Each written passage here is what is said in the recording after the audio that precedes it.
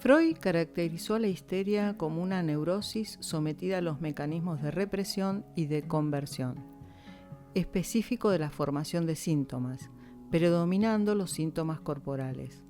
Estos síntomas se diferencian muy ampliamente del fenómeno psicosomático, donde el impacto traumático pasa directamente al cuerpo sin que medie la simbolización, la palabra y la posibilidad de reprimirla. El síntoma, como solución de compromiso entre las pulsiones sexuales y agresivas y la censura y por consiguiente la represión, es de conversión porque simboliza en el cuerpo el conflicto entre dichas fuerzas. Esto se ha visto muy claramente en los casos freudianos. Son formaciones del inconsciente a diferencia de las patologías de borde, que son formaciones del ello. La herramienta que solemos utilizar es predominantemente la interpretación, porque decodificamos dicha formación para llegar al sentido latente. Su imperativo es: te pido que no me des lo que te pido. Premisa necesaria en la histeria para mantener el deseo presente, a diferencia de la neurosis obsesiva que procrastina la prosecución del deseo. En la histeria se dará una especie de metonimia. Nunca lo que se encuentra será lo que se busca. En el intento de resguardar el deseo, con las características de barrar a ese otro, que de otra manera presenta el riesgo de aparecer como el idealizado maestro, la diosa, etc. Se rechaza lo encontrado prosiguiendo la búsqueda. Aquí entramos en el terreno actual. Dados los conocimientos actuales con respecto a las neurosis, términos como somatizar o histeriquear son de común conocimiento público. Esto contribuye a que se desplace la formación de aparición de la histeria, tanto femenina como masculina. La modalidad se desplaza a lo vincular. La seducción está a la orden del día, pero el compromiso es temido y se le rehúye. Nada más alejado a la concepción del amor romántico, como también lo plantea Cortázar en el capítulo 93 de su novela Rayuela. Lo que mucha gente llama amor consiste en elegir a una mujer y casarse con ella. La eligen, te lo juro. Los he visto como si se pudiese elegir el amor, como si no fuera un rayo que te parte los huesos y te deja estaqueado en la mitad del patio. Vos dirás que la eligen porque la aman. Yo creo que es al revés. A Beatriz no se la elige, a Julieta no se la elige. Vos no elegís la lluvia que te va a calar hasta los huesos cuando salís de un concierto. En la actualidad se miden mucho más los costos-beneficios y se establecen relaciones líquidas, con lazos poco firmes que permiten disfrutar del vínculo, pero que, cuando surge una dificultad, se pueda disolver fácilmente. Se puede coquetear con un contacto en las redes, intimar contando cuestiones personales, pero si algo nos desagrada, podemos eliminar con rapidez, descartando velozmente la posibilidad de resolver el conflicto, perdiendo la posibilidad de aprender de ese modo a relacionarnos con el prójimo, aceptando las diferencias mutuas, aclarando los malos entendidos, dándole tiempo para procesar los sentimientos y conclusiones que resulta de ello. El riesgoso extremo es que todo partirá solamente de nuestro ego y los demás aparecen con elementos que pueden proporcionarme lo que necesito sin que yo tenga que modificar mis cosas. El desapego será ejercido al extremo. El otro puede ser un conocido que me acompañe a realizar una tarea que me agrade, pero con el que no intimaré mucho y que no me implicará un compromiso afectivo fuerte. Bauman lo afirma en su libro Amor líquido. El arte de romper las relaciones y salir ileso de ellas, con pocas heridas profundas y sin cuidados especiales que eviten los daños colaterales. Superó ampliamente el arte de componer las relaciones. La conveniencia es lo único que cuenta, y la conveniencia debe evaluarse con la mente clara y no con el corazón cálido. Cuanto menos invierta en la relación, tanto menos inseguro se sentirá cuando se vea expuesto a las fluctuaciones de sus propias emociones futuras.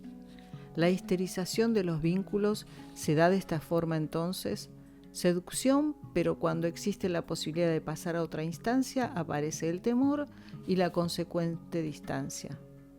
Y la histeria masculina, más emparentada con la hipocondría que con el síntoma de conversión, la histeria en el hombre tiene características propias.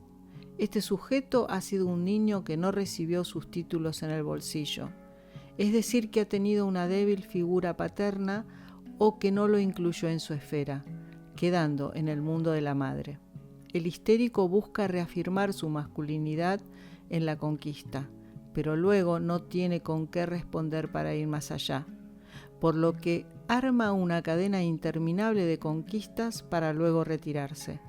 Son los princesos de los que se habla actualmente, que no se juegan por alguien que les guste hasta que no tengan la seguridad de no ser rechazados. La transferencia en pacientes histeriformes comienza generalmente ubicándonos rápidamente en el lugar del supuesto saber. Es aquí donde tenemos que estar advertidos y utilizar el ¿cuánto de ello hay en usted?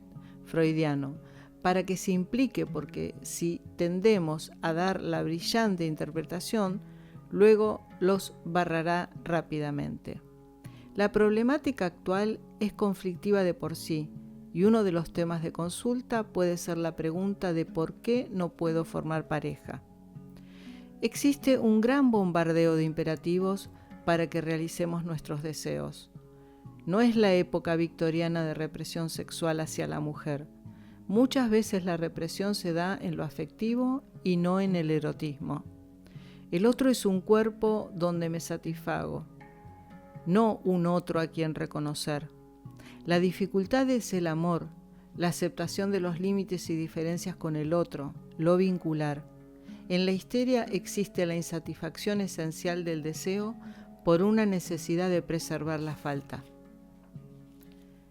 Lacan afirma que el psicoanalista debe estar a la altura de la subjetividad de la época.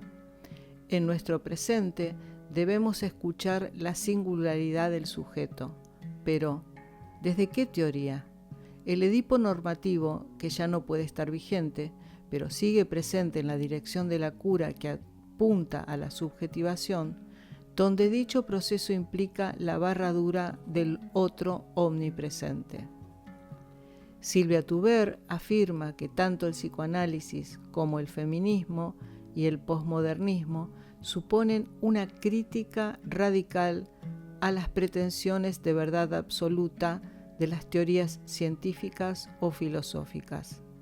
El malestar que Freud consideraba inherente a la cultura se ha puesto cada vez más en evidencia a lo largo de nuestro siglo en razón de una serie de fenómenos: el fin del colonialismo, las reivindicaciones de los movimientos de mujeres, la revuelta de diversas culturas contra la hegemonía occidental, el desplazamiento en el equilibrio del poder político y económico en el plano mundial, la conciencia cada vez mayor de los costos y no solo beneficios que conlleva el progreso científico y tecnológico, el derrumbe de sistemas ideológicos y los estragos producidos por una economía de mercado librada a sí misma, carente de todo referente ético y político que, como un golem, se convierte cada vez más en un instrumento de su ciega voracidad.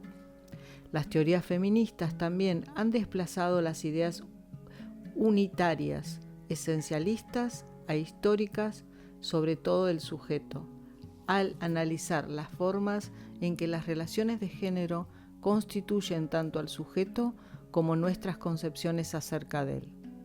La teoría falocéntrica es rebatida por el feminismo de plano.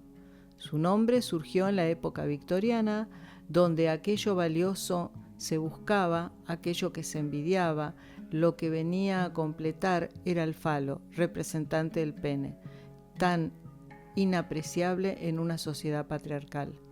En todo caso, la envidia al pene remite a la envidia que produce el lugar privilegiado que tiene el hombre en nuestra cultura. Quizás la teoría en sí no es errada. Más allá de nuestro género, tendemos a completar al otro. Intentamos ser lo más preciado para él. Le suponemos al otro un poder que envidiamos.